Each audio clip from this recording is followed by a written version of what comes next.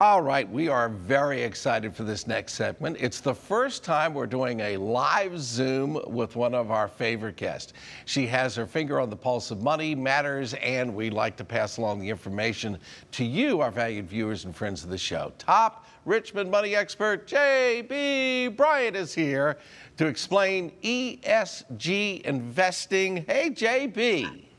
When you say my name, extend to Bryan. Bryan! It's good to be here. And I love this topic because ESG investing stands for environmental, social, and governance. And it's really the movement that we've seen over this last generation. This hasn't just started, it's just becoming more and more popular. Bill, there are now trillions of dollars invested in ETFs and mutual funds and even in individual corporations that are considered to be environmentally, socially, and have good corporate governance stocks. And so I see ESG and investing as really a risk management approach.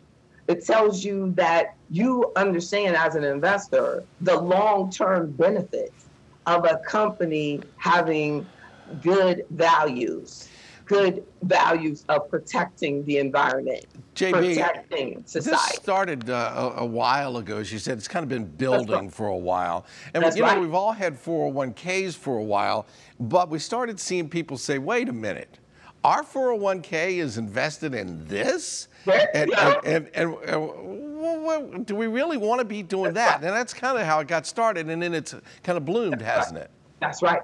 And the amazing part about it, Bill, is that we know now as financial advisors that you do not have to sacrifice financial return for demanding a corporation have a commitment to protecting the environment, have a commitment to diversity, having a commitment to governing itself well and being transparent to the investors. So because over the long term, most wise investors realize that good corporate management is vital to their money over the long term. So you're seeing these ESG investments getting great performance. So the old saying about it's all about the almighty dollar.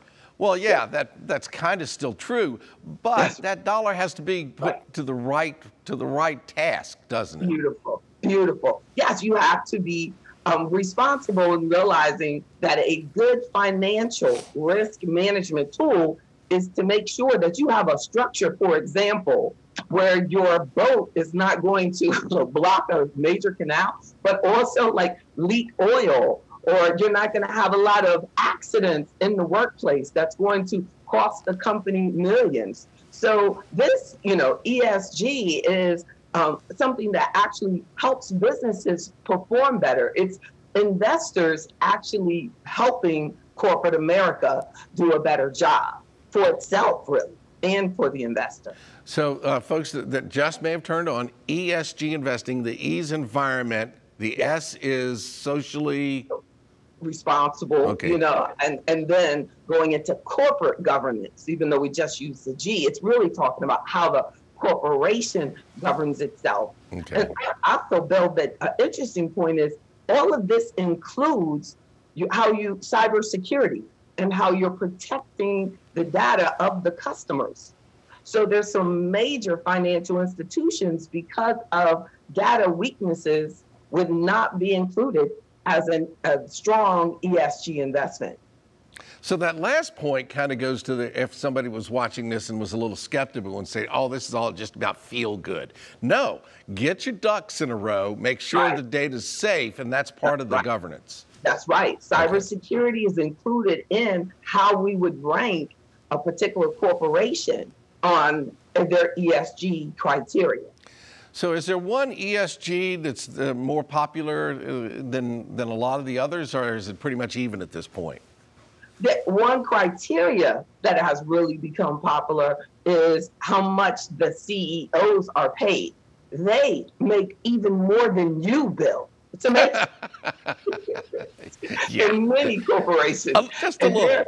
That's right. And the investors are like, that's unreasonable. So, and it's probably easier to get to that type of data, but definitely high corporate management compensation has become a criteria of, are you actually looking out for your employees? Why do you have so many people at minimum wage when you're making this extreme amount of money? As that's one example. So all these years everybody's been saying that. Why is this person at the top making 10,000 times more than the average worker? And we've all said that's just wrong. It's wrong. It's wrong. And nothing was done. Now something is being done. That's right. And this is because really, as investors, we do have an impact. I remember at University of Virginia, and we as students actually became actively involved in what corporations was the pension of the university investing in. Now that's, you know what I mean? That's, decades back. So like you said, this isn't new, but the amazing part of it is it's not about what companies to leave out now. It's about what companies are included and what do they need to do to increase their standards, their metrics. How can we work together and increase the diversity on the board, increase, your management, and have more women and have more minorities. So it's about enhancing the corporate community more so than getting rid of certain corporations. And that's a positive about it. Yeah, it's making it better, and that's right. the whole idea, and better for everybody involved, not just the people at the top and the big investors. JB, we always learn so much from you, and it's kind of exciting that after a year we're able to do a live interview. It's been a long year, and we've missed you, and now we've made this step. Next step is to get you back in here, hopefully sometime in the future. Thank you so much. Thank you. And thank you for recognizing this local business on National Local Business Day. Thank you. All right. JB Bryan offers free weekly money seminars and webinars every Wednesday evening and Sunday morning. You'll find a link for more information at WTVR.com/VTM.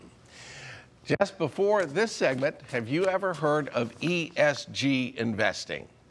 I had not. So again, JB brings us up to speed in an area we didn't know anything about, but I've haven't heard it called that, but have thought or been exposed to that kind of social investing where you're being very specific and targeted with where you are directing those things, and supporting as the same way as supporting local business on National Local Business Day. You're making informed and intentional choices with your investing. It makes a lot of sense, and it's not just a feel-good thing. It's actually good business sense at the same time.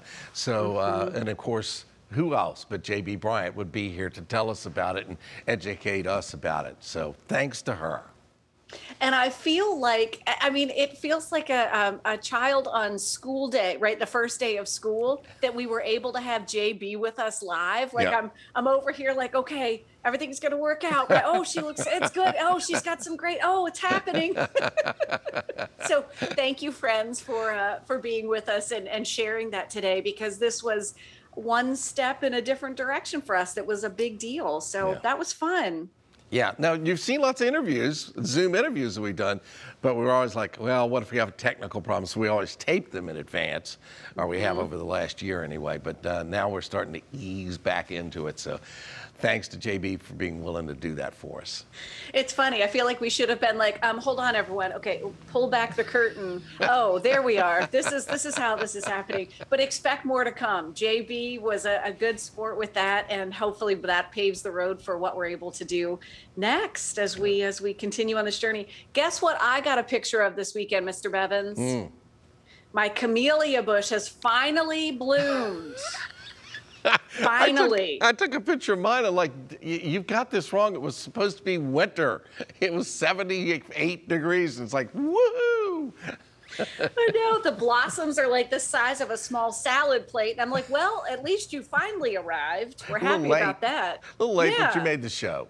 Yeah, that's right. Better late than never, I suppose. So lately, I've had to adopt that myself, Anyway, Here it is Monday morning, and guess what? In about 3 minutes, we will tell you all about a subdivision that continues expanding in one of Chesterfield County's most sought after neighborhoods. You have to see it to believe it. We'll be right back.